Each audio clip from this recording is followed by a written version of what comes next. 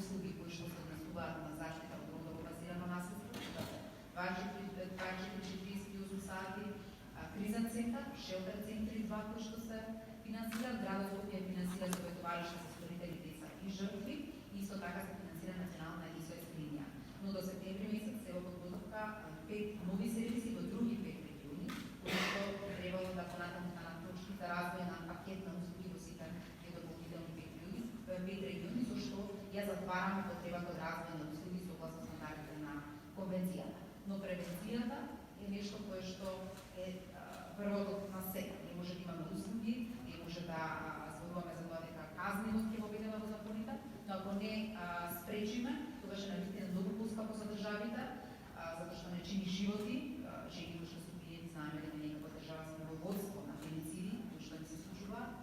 И тоа е предизвикот најголем за мене како министер, но исто така и за нас понатаму како држава, затоа што и господинот колега исто така прикажа дека не почнува се завршува со нас, не сум само водена и од тука, но оваа битка за Македонија понатаму треба да води, сметам дека превенцијата преку училиштата, преку патронажните служби треба навистина да биде служат на кои што понатаму ќе работиме, за кои што ќе се залагаме заеднички. Дополнително како Министерство за труд и социјална политика се соочуваме со демографските предизвици кои што нашата држава ги има, тоа е паѓањето на наталитетот, и тоа е тренд кој што се случува во светот.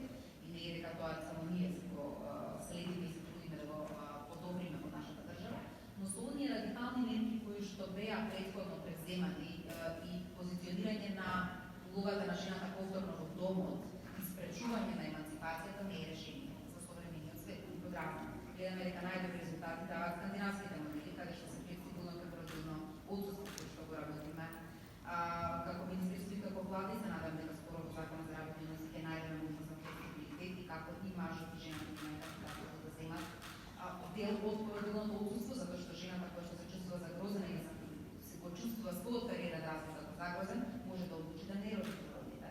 Исто така, онаа мерка која што беше за трето дете и која што даваше плата на жената за трето дете за да седи дома, е прекината следи, само оние што се материјално необезбедени семејства ја добиваат истата, но при тоа градиме градинки, градиме услуги на локално ниво, со што ќе поддржат улогата на мајката и ќе имаме кој да се држи за децата и за лицата со потребности во локалната самоуправа, тоа што имаме на пазарот на труд, со тоа ќе искористиме 50% од потенцијалот на нашето општество. Тоа е едната слика. Втората слика е дека навистина жените треба да се почувствуваат поддржани во процесот на раѓање за да може да добиеме второ дете. Македонија тоа се јавува како предизвик, а не е третото дете. И вие во неколку наврати и на претходната влада и на сегашната влада кажува дека тука треба да се стимулира, и во Законот за социјална заштита токму и го воведовме правото на второ дете како финансиска стимулација еднократна, која што одреден број на жени дека го најдат како потребно. Дополнително во делот на вработување мора да истакнеме дека оперативниот план за вработување е искористен повеќе од 34% од страна на жени, што кажува дека иако таргетот е 30-40% поставен во овој план, дека навистина се трудиме да стигнеме до што повеќе жени дека искористат мерките за вработување. Дополнително во делот на социјална заштита и детска заштита со новиот пакет на социјалната реформа понудивме детски образовен поток, кој што директно се исплаќа на мајките. Тоа обезбедува право на користење на финансиски средства од страна на жените во државата, затоа што наследивме систем во кој што 85% од корисниците на социјалните права беа мажи или тие пари стигнуваат на транзакционна сметка на мажот. Но гледајќи по степен на сиромаштво, ако гледате во едно семејство, мажот е најмалку сиромашен, па жената на крајот, затоа што значи дека сега и тука водиме борба за родова равноправност со пристапот до социјалните права и материјални права кои што ги исплаќа државата. И го кажува дека навистина борбата се продолжува и дека развојот на социјалната заштита и напредување на правата на жените во ниедна држава не се завршена работа, најмалку нашата, и ни станува во наредниот период да покажеме дека оние декларативни заложби кои до сега сме ги преземале по пракса ќе ги спроведеме. Благодарам.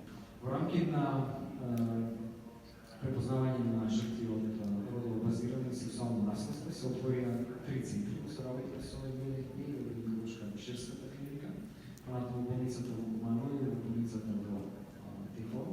Секогаш е тешко во наши услови кога треба да се имплементира нешто ново, барем мултисекторски пристап, треба да се стимулира луѓето да има доза на ентузијазам и да успеат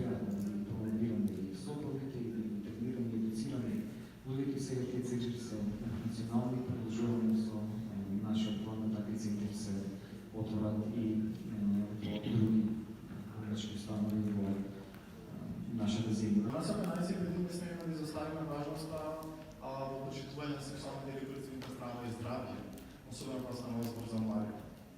Пристапот до младински центри, кој што спомна и министерот, наистина е значаен, заради тоа што младите ги чувствуваат тие центри како пријателско место каде што можат да се обратат, може да добијат услуга која што воедно е бесплатна за нив, заради тоа што самиот момент дека се млади може би не им дозволува да си платат услуга која што чини малку повеќе економски. Зошто се овие исто така важни центри е само поради тоа што и перцепцијата на младите за овие центри е дека се пријателски места каде што од врсници или пак од соодветно обучени стручни лица може да добијат информации кои што се многу важни за нивното сексуално и репродуктивно здравје.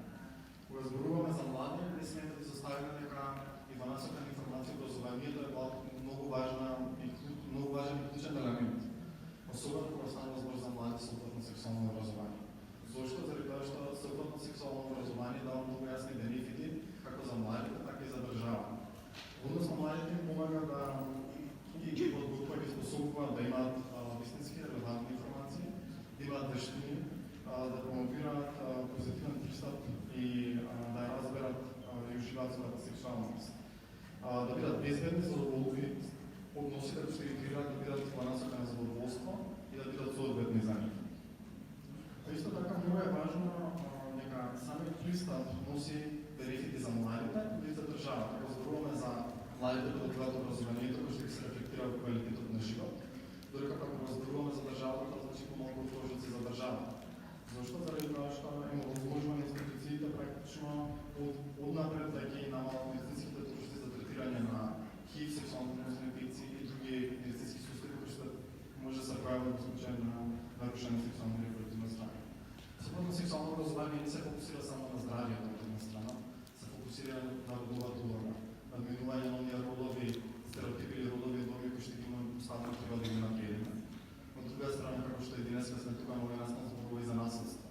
Зборува за како родовото базирано насилство може многу лесно и на многу едноставен начин да се допринесе да се искорени, доколку од млади може да ги учиме децата на соодветен пристап. Исто така зборува за различност, зборува за толеранција, зборува за иста соопреченост, особено кога зборуваме за луѓето кои што се ставени на прекините. Кога зборуваме за млади, исто така многу клучен и важен елемент е едукацијата.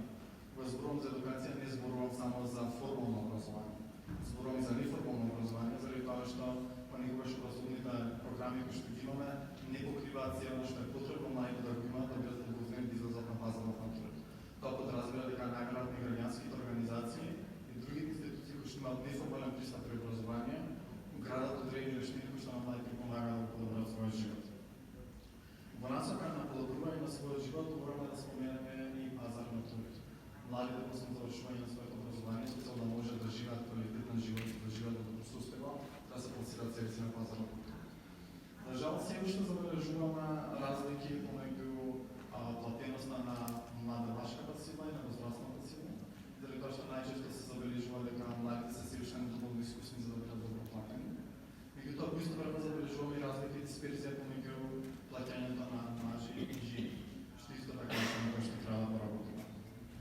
Препознавање на вештините и компетенциите стекнати преку неформалното образование се навистина значајни заради тоа што доколку признаеме неформалното образование како образование кое што носи, односно дава квалитетни и гради квалитетни кадри, тогаш ќе можеме да разбереме дека можеби и преквалификацијата, преку учество во невладен сектор може да ни помогне многу да направиме принос. Однос на како тоа можеме да го направиме, јас сметам дека потребен е мултисекторски пристап. Односно потребно ни е секогаш да ги охрабруваме, да ги вклучуваме младите, да креираме можност за тие да се вклучат и да креираат можност за своите перспективи за подобро утре. Подобро утре можеме да постигнеме преку грижата за себе, меѓутоа и грижата за другите. Тоа значи дека треба да се погрижиме никој да не биде изоставен, односно кога ги креираме сите програми, сите поволности, сите мерки кои што ги креираме за да имаме подобро утро денес, треба да бидеме свесни и да поминаме за сите проблеми. Тоа подразбира дека да ги вклучиме како младите и жените, лицата со попреченост, лицата со различна сексуална ориентација, со полов идентитет и така натаму. Исто така, нешто што е клучно и што е важно е ако направиме прогрес во клучните области кои што се важни за младите, ќе направиме прогрес и во човековите